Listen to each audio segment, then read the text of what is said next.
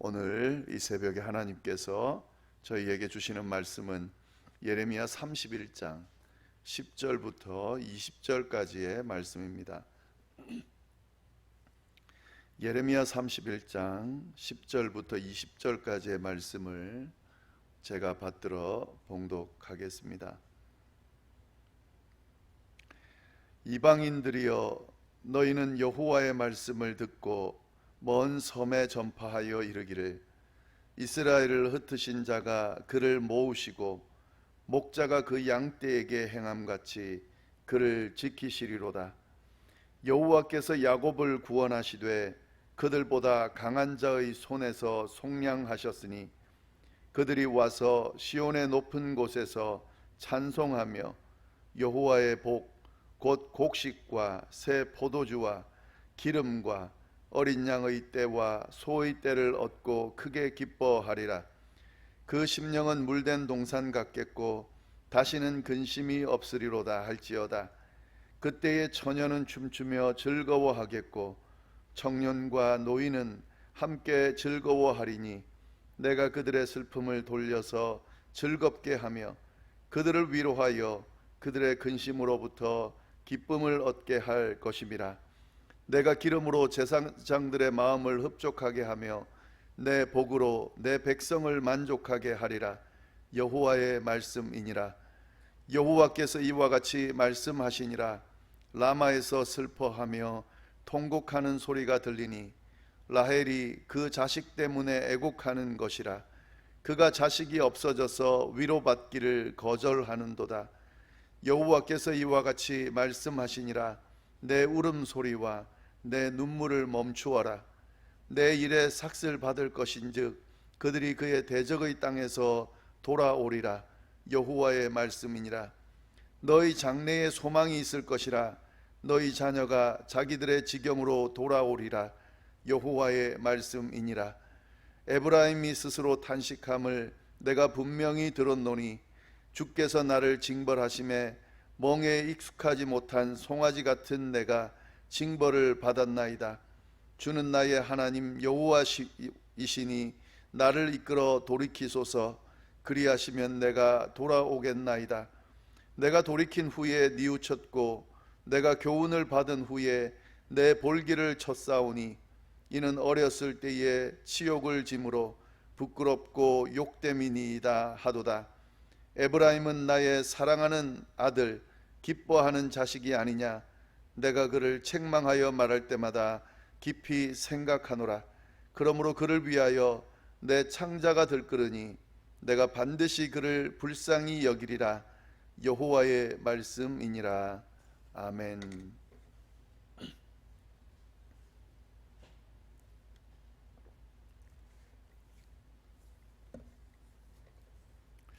저희가 예레미야 30장부터 희망의 메시지, 구원의 메시지, 회복의 메시지를 살펴보고 있습니다. 예레미야 30장부터 이런 회복의 메시지, 구원의 메시지가 계속되고 있는데요. 비록 이 이스라엘 백성이 그들의 잘못으로 인해서 심판을 받아서 원수들의 침략을 받고 또 많은 사람들이 그 원수들의 나라에 포로로 잡혀가는 그런 일이 있긴 하지만 그때가 되면, 그러니까 하나님께서 정하신 그때가 되면은 하나님께서 다시 회복하신다 하는 메시지가 계속되고 있습니다.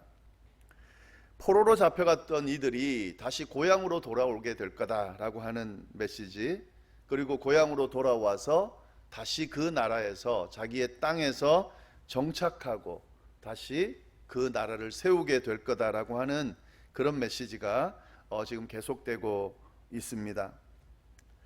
어제 말씀 중에 8절 말씀을 보면은요, 보라 나는 그들을 북쪽 땅에서 인도하여 땅끝에서부터 모으리라. 그들 중에는 맹인과 다리 저는 사람과 잉태한 여인과 해산하는 여인이 함께 있으며 큰 무리를 이루어 이곳으로 돌아오리라. 하나님께서는 포로로 잡혀가 있는 당신의 백성들을 회복시켜서 다시 자신의 땅 이스라엘로 돌아오게 하실 텐데, 그때 이렇게 도움이 필요한 사람들, 혼자 입으로는 절대 돌아올 수 없는 그런 사람들도 함께 데려올 것이라고 약속해 주고 있습니다. 이건 뭘 말하냐면 전적으로 하나님께서 이들이 돌아올 수 있도록, 안전하게 돌아올 수 있도록 그렇게 회복시켜 주실 것이라고 하는 그런 약속의 말씀을 해주고 계신 겁니다. 그들이 다시 하나님의 백성이 되고 나는 그들의 하나님이 될 것이다 라고 하는 그런 약속, 그런 약속의 말씀을 해주고 있다 하는 거죠. 오늘 말씀도 그 말씀과 연결돼서 저희가 살펴볼 수 있는데요, 특별히 오늘 말씀은요, 이러한 하나님께서 주시는 회복의 메시지를 이방 사람들에게, 이방 나라들에게도 알려주고 있다 하는 거죠. 그래서 오늘 말씀을 보시면 10절 말씀에 이렇게 되어 있습니다. 이방인들이여, 이렇게 이야기합니다. 이방인들에게 이 메시지를 선포한다 하는 거죠. 너희는 여호와의 말씀을 듣고 먼 섬에 전파하여 이르기를, 이렇게 이야기합니다. 이방인들에게 하나님의 말씀을 듣고 이 말씀을 너희가 좀 전파해라 라고 말합니다. 어떤 내용인가? 이스라엘을 흩으신 자가 그를 모으시고 목자가 그 양떼에게 행함같이 그를 지키실 것이다 하는 메시지 말입니다. 이방인들에게 전하는 하나님의 말씀, 이방인들로 하여금 전파하고자 하는 말씀 뭐냐면, 비록 이스라엘을 흩으셨지만 그 흩으신 하나님께서 다시 그를 모을 것이다. 목자가 양떼를 모으는 것처럼 다시 모으실 것이다 라고 하는 이 메시지를 이방인들에게 들려주면서요, 그 소식을 전하라고 말씀하고 있습니다. 더 자세하게 말씀하고 있는데요, 11절 말씀, 여호와께서 야곱을 구원하시되 그들보다 강한 자의 손에서 속량하셨다. 이 야곱은 이스라엘 백성을 이야기합니다. 하나님께서 이스라엘 백성을 구원하시는데 그들보다 강한 자의 손에서 속량해 주셨다 하는 겁니다. 그래서 그들이 와서 시온의 높은 곳에서 찬송하며 여호와의 복 곧 곡식과 새 포도주와 기름과 어린 양의 떼와 소의 떼를 얻고 크게 기뻐하리라. 그 심령은 물된 동산 같겠고 다시는 근심이 없으리로다. 시온은 예루살렘을 이야기하잖아요. 예루살렘으로, 그들의 땅으로 그들을 회복시키고 돌이키게 하셔서 거기서 찬송하게 만들 것인데 하나님께서 주시는 복을 누리게 할 거다 하는 거죠. 곡식, 새 포도주, 기름, 어린 양의 떼, 소떼, 그런 것들로 인해서 하나님 주시는 복으로 인해서 크게 기뻐하게 될 거다. 그리고 그들의 물질적인 부분뿐만 아니라 심령조차도 물된 동산같이 아무 근심 없는 그런 회복의 어떤 열매들을 주실 것이다 하는 거죠. 계속되고 있습니다. 13절 말씀, 그때에, 그 회복의 때에 처녀는 춤추며 즐거워하겠고 청년과 노인은 함께 즐거워하리니 내가 그들의 슬픔을 돌려서 즐겁게 하며 그들을 위로하여 그들의 근심으로부터 기쁨을 얻게 할 것이다. 내가 기름으로 제사장들의 마음을 흡족하게 하며 내 복으로 내 백성을 만족하게 하리라. 여호와의 말씀이니라. 그때가 되면 그 사람들이 처녀뿐만 아니라 청년, 노인, 아이 할 것 없이 모두 슬픔이 기쁨으로 바뀌게 될 거고 하나님 주시는 복으로 인해서 흡족하게 될 거다, 만족하게 될 거다 라고 하는 이 희망의 메시지를 하나님께서 해주고 계신다 하는 거죠.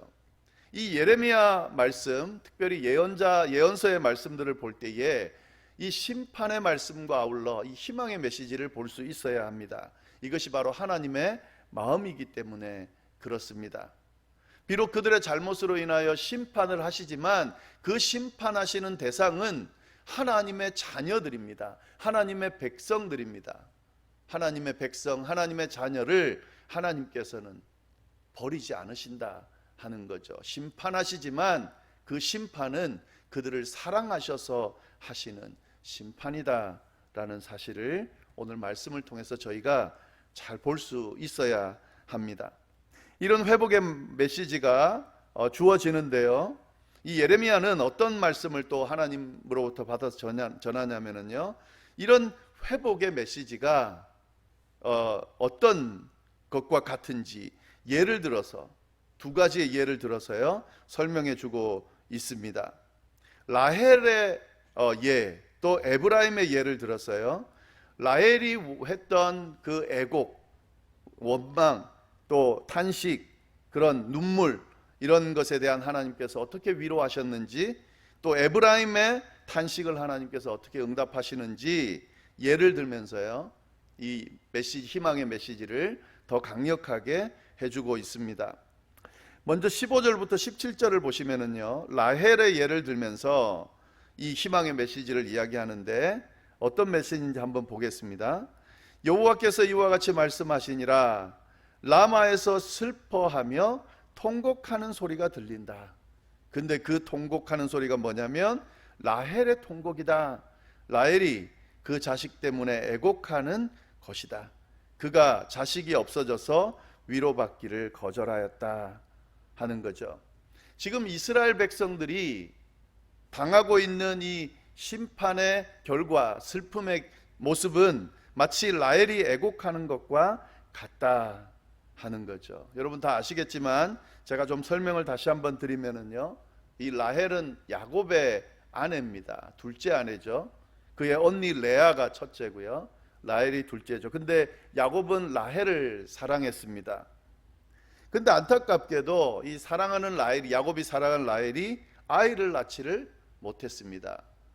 그 언니 레아도 아이를 낳았고 심지어는 그 여종들도 야곱의 아이를 낳았는데요, 라헬은 아이를 낳지 못했습니다. 그래서 얼마나 힘들었겠냐 하는 거죠. 이런 라헬이 하나님 앞에 탄식하며 부르짖었다 하는 거죠. 지금 그 이야기를 하고 있는 겁니다. 마치 라헬이 자식이 없어서 하나님 앞에 부르짖으며 탄식한 것처럼 이스라엘이 그런 상황에 처해 있다 하는 거죠. 그런데 그렇게 끝나는 것이 아니라요, 16절 말씀, 여호와께서 이와 같이 말씀하시니라. 내 울음소리와 내 눈물을 멈추어라. 내 일에 삭슬 받을 것인즉 그들이 그의 대적의 땅에서 돌아오리라. 여호와의 말씀이니라. 너의 장래에 소망이 있을 것이라. 너의 자녀가 자기들의 지경으로 돌아오리라. 여호와의 말씀이니라. 라헬의 이 탄식을 하나님께서 외면하지 않으셨고요, 그래서 아이를 주십니다. 요셉과 베냐민을 낳게 해 주십니다. 마치 이것처럼요, 라헬의 탄식을 하나님께서 외면하지 않으시고 자식을 준 것처럼 이스라엘의 이 탄식을 하나님께서 외면하지 않으신다는 메시지가 이 안에 담겨져 있습니다. 울음소리와 내 눈물을 멈추어라. 지금 네가 심판받음으로 인해서 힘들고 어려운 상황에 처해 있는 것 안다. 이 상황에서 힘들고 어려운 그 상황에서 눈물로 부르짖는 것 안다. 그 울음소리와 눈물을 멈추어라. 내가 라헬의 탄식 소리를 들은 것처럼 너희의 그 탄식 소리를 듣고 응답해 줄 것이다. 너희가 그들의 대적의 땅에서 돌아오게 될 거다. 장래에 소망이 있을 거다. 너희의 자녀가 자기의 지경으로 돌아와서 거기서 안착하게 될 거다. 회복될 거다. 이 메시지를 해주고 있다 하는 거죠. 에브라임의 예도 들고 있습니다. 18절부터 20절까지의 말씀이 그 말씀인데요, 에브라임이 스스로 탄식함을 내가 분명히 들었다. 여기서 에브라임은요, 이 북이스라엘을 묘사할 때 에브라임을 이야기합니다. 근데 여기서는 포로로 잡혀가 있는 사람들을 묘사하기 위해서 에브라임이라는 표현을 썼습니다. 이 에브라임은 요셉의 둘째 아들입니다. 요셉의 둘째 아들인데 이렇게 비유로 지금 사용하고 있습니다. 이 에브라임이 스스로 탄식함을 내가 분명히 들었다. 어떻게 탄식하냐면요, 주께서 나를 징벌하심에 멍에 익숙치 못한 송아지 같은 내가 징벌을 받았나이다. 주는 나의 하나님 여호와시니 나를 이끌어 돌이키소서. 그리하면 내가 돌아오게 나이다. 에브라임이 지금 하나님으로부터 징벌을 받아서 지금 힘든 상황에 처해 있다 하는 거죠. 그래서 지금 탄식하고 있습니다. 주님, 저를 좀 돌이키셔서 저를 회복시켜 주십시오라고 그렇게 탄식하고 있다 하는 거죠.